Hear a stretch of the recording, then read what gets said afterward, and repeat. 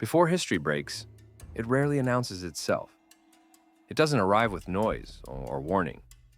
It arrives quietly, in routines that still exist, in streets that still look familiar, until one day, something feels off, not wrong, just different. And people don't panic. They adapt, because fear doesn't always come from violence. Sometimes it comes from uncertainty.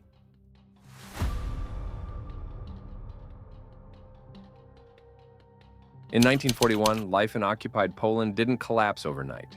It deteriorated slowly, in ways that were difficult to explain and impossible to predict. At first, nothing seemed unusual. One day felt normal enough. And then the next, someone was gone. A neighbor, a coworker, sometimes a relative who stepped outside and simply never came back. People disappeared for many reasons. Most of them had nothing to do with crimes or resistance. They were taken because they were useful, young, strong, capable of work. Jewish communities were targeted first, and most systematically. But very quickly, the threat expanded beyond a single group. Anyone who could be exploited by the occupying system was at risk. In villages and small towns, fear became a constant background presence. People learned to speak quietly, to avoid attention, and to accept that sooner or later, someone would come asking questions. Once a place was noticed, it rarely returned to normal. Inspections led to lists led to transports, and transports rarely led back home. Escape was unrealistic. Hiding only delayed the inevitable. Resistance was deadly. The system was vast, bureaucratic, methodical. It didn't argue, it didn't justify itself. It simply processed people. And yet, there was one thing that could slow it down. Not force, not weapons, but disease. German authorities feared epidemics, especially typhus. It spread quickly, it was difficult to control, and it threatened soldiers as much as civilians. Areas suspected of outbreaks were treated as liabilities. Distance was preferred over investigation, avoidance over exposure, and that fear created an opening. Because in one region of occupied Poland, German forces began to keep their distance. On paper, the area was dangerous. According to reports, it was infected. In reality, there was no outbreak at all. The only thing that didn't exist was the disease itself.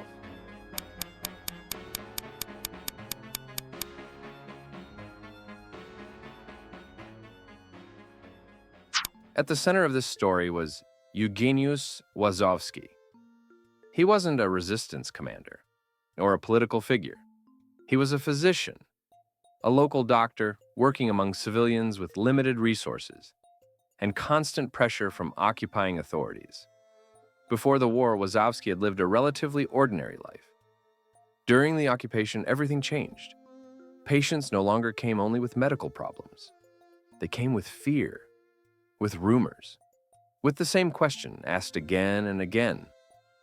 Who will be taken next? As he moved between villages, Łazowski noticed something strange. Some places were inspected repeatedly. Others were largely ignored. The difference wasn't behavior or loyalty or resistance. It was paperwork. Attention followed patterns, and patterns, once understood, could be predicted. That realization didn't offer a solution, but it planted an idea. If power depended on records, procedures, and reports, then perhaps those same mechanisms could be used to redirect it. Around this time, Łazowski stayed in contact with another physician, Stanisław Matulewicz. Unlike Łazowski, Matulewicz specialized in laboratory diagnostics. Their collaboration wasn't formal resistance. It was survival, shared through knowledge. During one discussion, Matulewicz pointed out a critical flaw in the German typhus test. The test didn't detect the disease. It reacted to antibodies, which could appear for other reasons. There was a harmless bacterium, Proteus OX19. It produced the same reaction. To the test, a deadly epidemic, and a harmless exposure looked identical. For most doctors, this would have remained an academic detail. For Łazowski and Matulewicz, it became something else. They knew what typhus meant to German authorities. They knew how deeply the system trusted test results. If the paperwork said epidemic, the response followed automatically. The risk was absolute. Discovery meant execution, but doing nothing meant watching entire communities disappear. Eventually, they acted. They followed protocol. Patients were examined. Blood samples were taken. Tests were sent through official channels. No documents were forged. Nothing was falsified. The only manipulation happened before the test ever reached the laboratory. When the results returned, they were positive. At first, the numbers were small. Then, they became consistent. Reports accumulated, maps changed, files filled. Not in reality, but in perception. To distant officials reviewing data, the region no longer looked worth inspecting. It looked dangerous.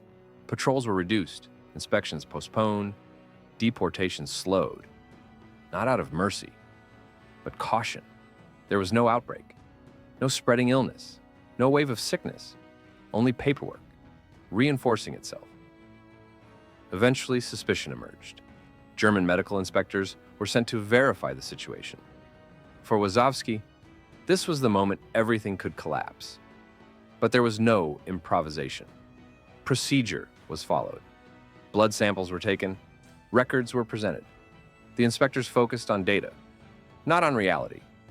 Once again, the results aligned with the reports, and once again, they left. The false epidemic remained in place for years. During that time, thousands avoided deportation, forced labor, and death, not because they were hidden, but because they were labeled dangerous to approach. After the war, the truth emerged. There had never been a typhus outbreak. What saved those people was not a cure, but an understanding of how fear moves through bureaucratic systems. This wasn't a story of dramatic rebellion. There were no speeches, no recognition, only two doctors who understood that in a system ruled by paperwork, reality could be protected by controlling the records, and the only thing that never existed was the disease itself. If you enjoyed this video, consider liking and subscribing for more stories like this. Thank you for watching, and I'll see you in the next video. The experience of the past 2 years has proven beyond doubt that no nation can appease the Nazis. There can be no appeasement with ruthlessness. We know now that a nation can have peace with the Nazis only at the price of total surrender.